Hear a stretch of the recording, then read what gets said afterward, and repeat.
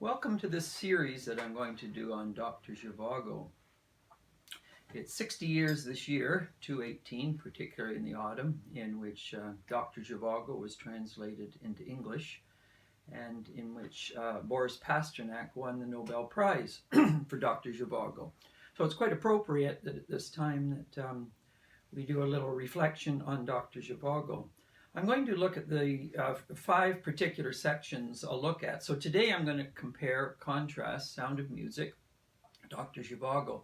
These 2 films emerged on the scene in 1965 as probably the most important films at the time, but Sound of Music won the major award of the year and Dr. Zhivago didn't. This reflects very interesting worldviews that I want to reflect upon with you, and for the purpose of theology, philosophy, and one's own journey. Part 2, I'm going to look at the novel itself, Dr. Zhivago, because obviously a book itself goes into much more depth, detail, more nuanced and subtle than a movie can possibly do. Part 3, I'll look at the poems in Dr. Zhivago, including the Laura poems, which end the book. Part 4, I will look at Thomas Merton's relationship with both the novel Dr. Zhivago and his correspondence with Boris Pasternak, which went from 1958 to 1960. I mentioned Thomas Merton also because this is the 50th year since he died. So we're dealing with the 60th anniversary of Dr. Zhivago, the winning of the Nobel Prize of Boris Pasternak, and the 50th year since Thomas Merton died in December 1968. And there is this very close relationship I want to knit together and massage a little bit in the 4th presentation on Thomas Merton and Dr. Zhivago. The 5th presentation will deal with, so what is the relevance of Dr. Zhivago to today in terms of the culture wars, the fragmentation that's going on, often the deafness between different ideological camps, and what can Zhivago reveal to us about that particular reality then. Obviously very graphic and tragic, but some of the main themes are very, very much at work today in the tensions, clashes, the mutual deafness between people as they interpret some of the hot button issues in the culture wars. So to part 1, Dr. Zhivago and Sound of Music. Sound of Music emerged on the scene. It remains a family classic today, and many people watch it with the tribe. It's a positive ending movie. Let me just look at it briefly and some of the issues that in fact that were thought through, lived through in Sound of Music, and then compare it to Dr. Zhivago and why, of course, Zhivago is a much more profound and substantive both film than Sound of Music, and obviously the novel itself goes into far more depth in terms of the human condition, human struggles, and these things. Sound of Music begins, the 2 bookends really at Sound of Music, and give you obviously Maria up in the mountaintop, Austrian Alps, singing her great song, and the sky is blue, the mountains are entrancing, and you get this lovely interaction between someone finding their way, nature itself echoing their longings, and the day is superb, and the music itself echoes nature. And of course, the bookend of The Sound of Music is again the Von Trapp family fleeing Austria up over the mountains again, in which the mountains are almost welcoming them into the new world, and it's a happy ending in that sense, the way the movie ends. So the beginning of it, you have this human-nature interaction, one echoing the other, and at the end, nature and humans finding their way. Nature provides the portal for them to continue their exodus. The way the movie unfolds, of course, is Captain or Baron Von Trapp, his wife has died. As a result, there's a loneliness, there's a sense of how do you hold the family together anymore. His wife, former wife, almost was like a Maria, exuberant, full of life. And with it, there comes a sort of a pale pall to the family. And so he has the kids, and he brings in various governesses who don't know how to deal. They don't know how to deal with the kids who are animated, they're young, they're puckish. And they're bucking against their father, who sort of runs the family like he would a military battalion, and young kids don't respond too well to that. So Captain Von Trapp has his own issues that he's dealing with, both as a father the loneliness of his wife gone, and what seemed to be the inability of anyone to raise the kids in a disciplined, almost military manner. Maria, on the other hand, she's struggling with a vocation. Should she become a nun? Particularly in Austria at that time, you're Roman Catholic, there was the whole notion that to live the more meaningful faith life, you enter a convent, become a nun, and it's through this process that, in fact, that one matures, deepens, and lives a more authentic faith life within the liturgical rounds of the convent. But she's also pulled between the much bigger world of nature, her very vibrant personality, and what all that means. And so there's this tension in Maria. How's she going to resolve that, and how's von Trapp going to resolve his unresolved conflicts?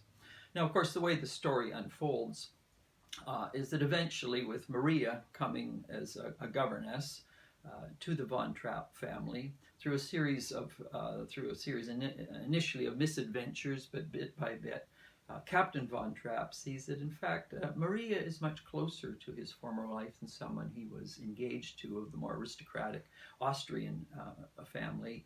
And a resolution emerges. He comes to see that he finds the wife he longs for. The kids relate to Maria. So you get, as it were, the happy family begins to emerge. Maria resolves her conflict.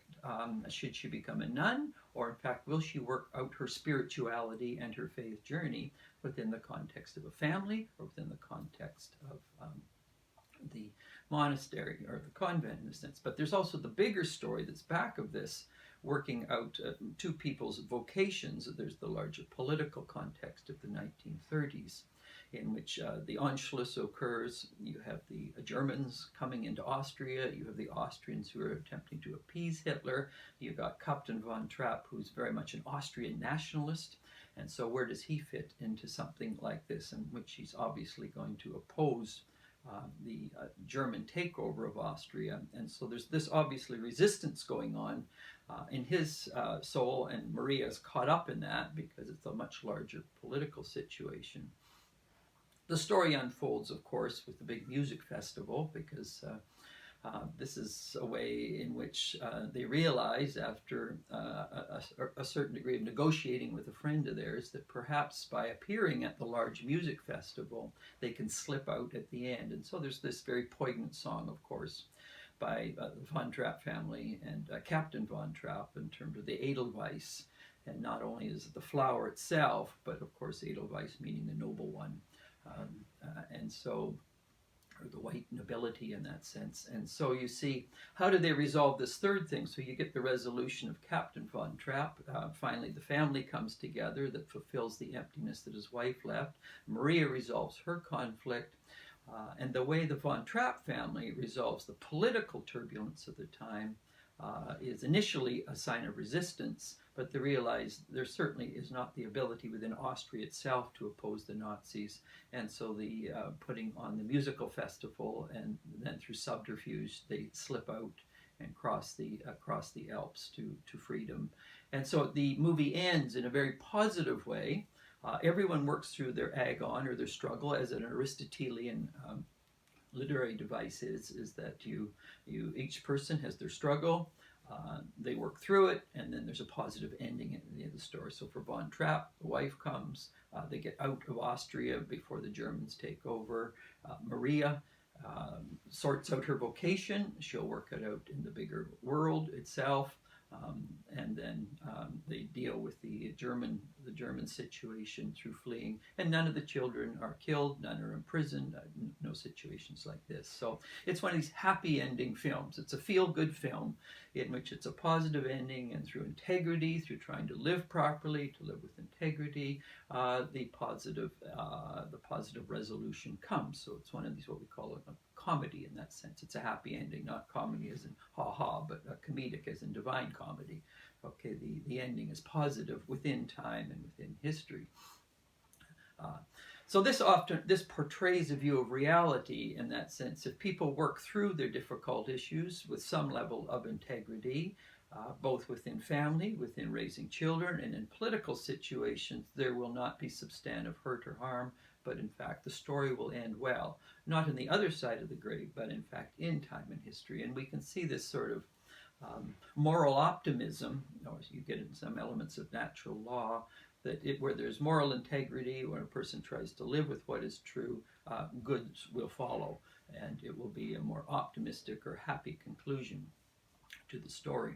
Now, Dr. Zhivago was a very different epic, a blend of the tragic and the comic, often more the tragic than the comic, but it also reflects substantive elements of life that in fact go much deeper and massage things in a much more meaningful way, and often reflect more the reality of a lot of people's lived experiences than things working out well and cleanly and clearly. And even though, yes, there are the struggles, there are the difficulties, there are the conflicts, by the end of the day, the sun will shine, the sky will be blue, and we'll get away from the problems, and the family will be together.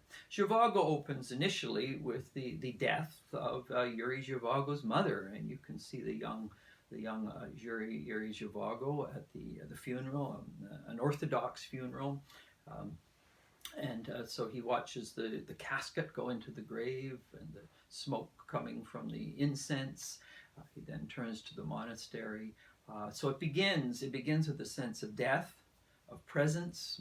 His father had betrayed his mother, so he's essentially adopted by relatives to grow up with them. And the final scene in Zhivago also is a case of Zhivago finally sees Laura when he's back in Moscow. After a very turbulent and mixed relationship, which I'll get into shortly. He's on a tram. His brother Yevgrev, who's very high up in the Communist Party, has really protected Zhivago through some very difficult patches when he could have been shot or taken away or put in camps.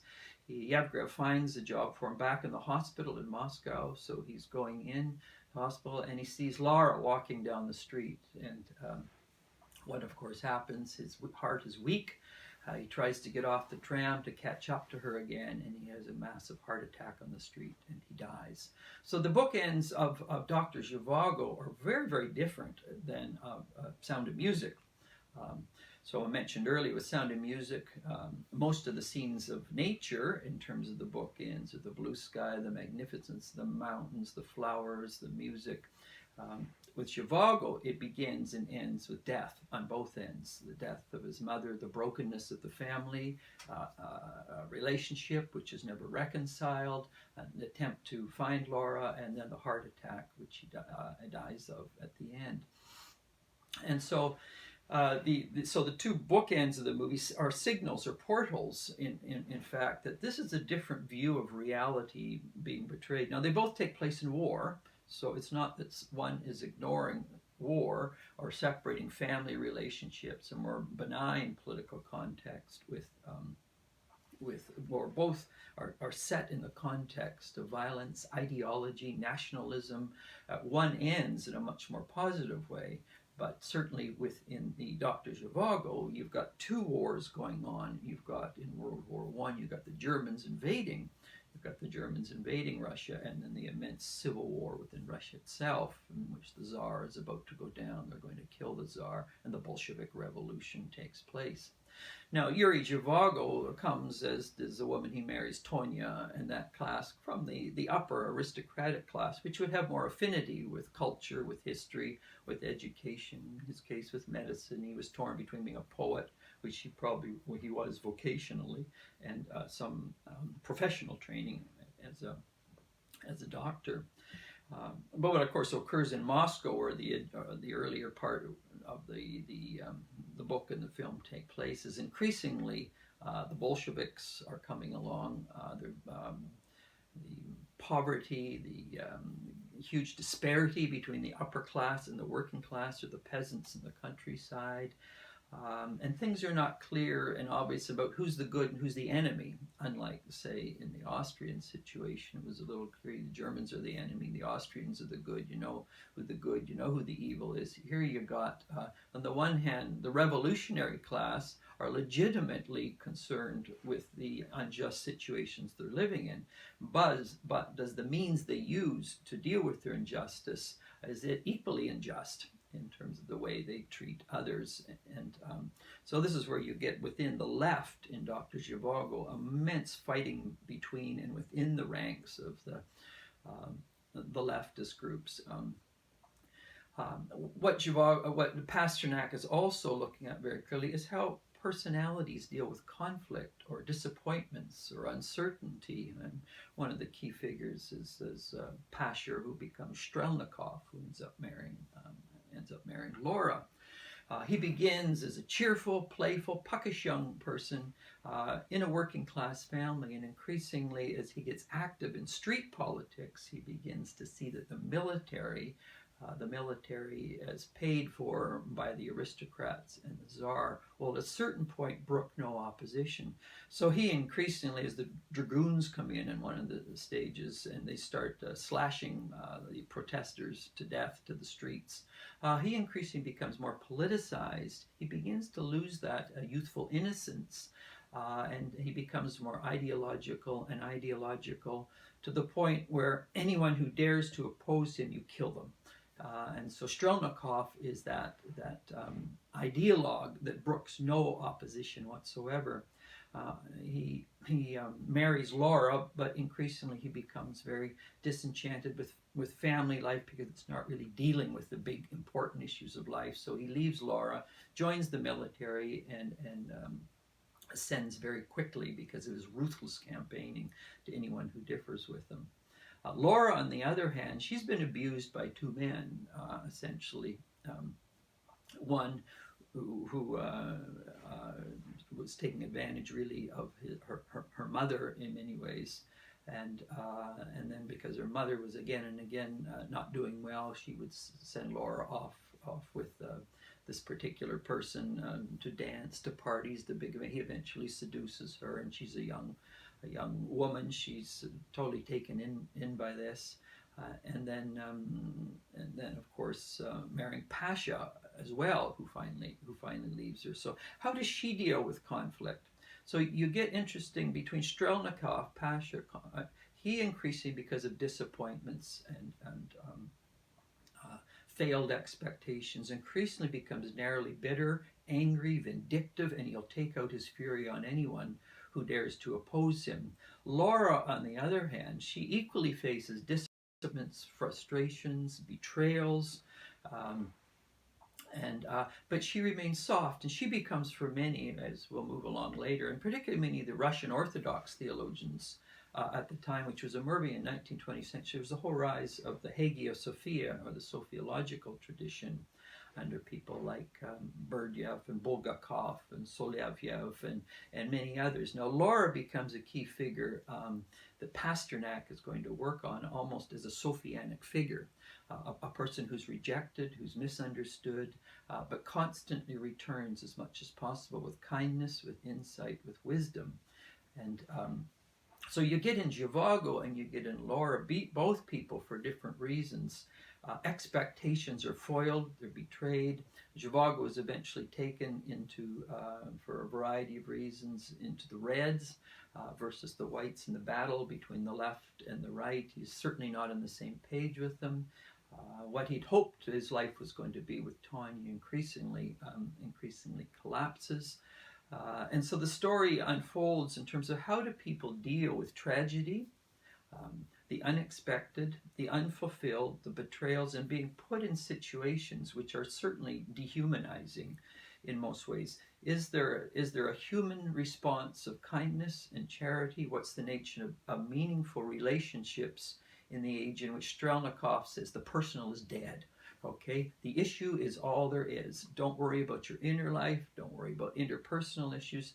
Everything comes down to where do you stand on the political spectrum, and if you're not with us, you get shot, you get killed. It's as simple as that. Life is reduced to basics. So what is the place then of the? And so you get in Tonya, and you get in the Gromyko family and Zhivago. They're trying to eke out an older, minimally civilized and cultured life, and you get in Laura and Zhivago, they're trying to eke out a minimally interpersonal life in an age in which that's seen as past, it's passé, that's of another age. You have to line up between one or the other. And of course the tensions in Dr. Zhivago, which are played out graphically, poignantly, tenderly, sensitively, is how does Zhivago deal? How does Zhivago deal with on the one hand, he's forced away from his family. He's taken into the military, particularly with the Reds. He's away from his family. He's not sure if he's going to see them again. He works with what Laura becomes as a nurse after Shrelnikov leaves him, and this relationship gradually grows. And he's torn, and he realizes that what he's doing is inappropriate with Laura. And in fact, in going back to tell Laura it's over, to return with Tonya, as he's picked up by the Reds yet again. And so it's the story unfolds, and even when people try and do that which is right and proper, it goes wrong again and again and again. So even the best intentions, the best plans, the best actions are thwarted yet again and again and again in Dr. Zhivago. And so it's Dr. Zhivago is a multi-layered movie, which, as I said, begins in death.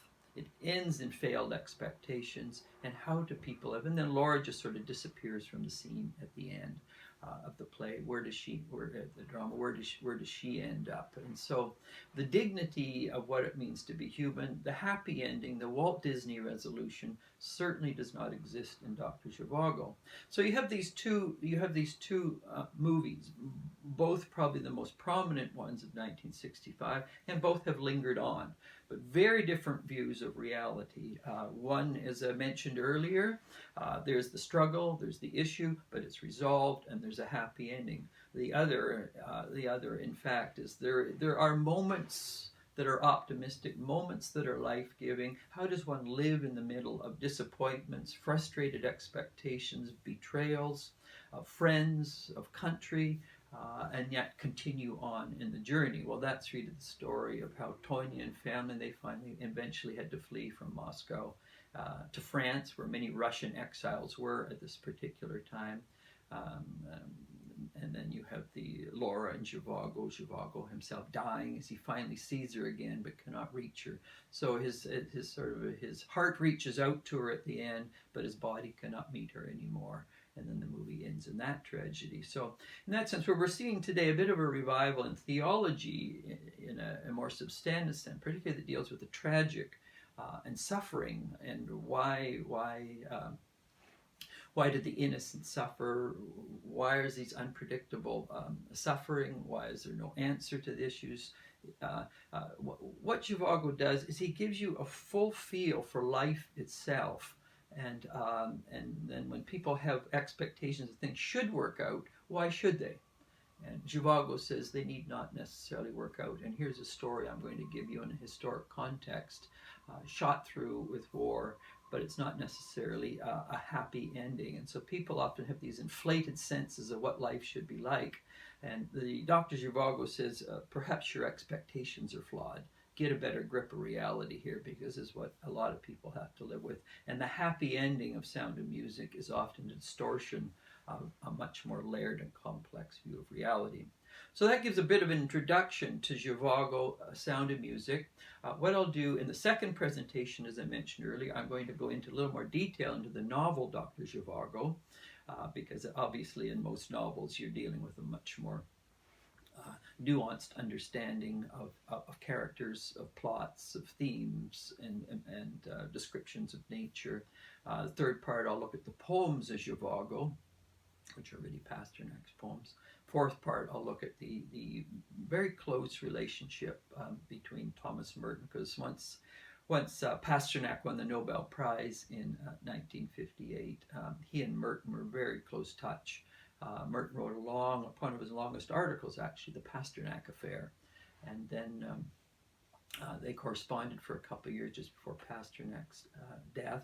So we'll look at the Pasternak-Merton relationship, and then we'll end up. So what's the relevance for Dr. Zhivago and Boris Pasternak's journey himself for some of the culture wars, the political correctness, the marginalization that we go through, that we're going through at this day in our culture, where if we don't line up or goose step behind someone, we face the same marginalization as what was described so graphically and historically in Pasternak's Dr. Zhivago.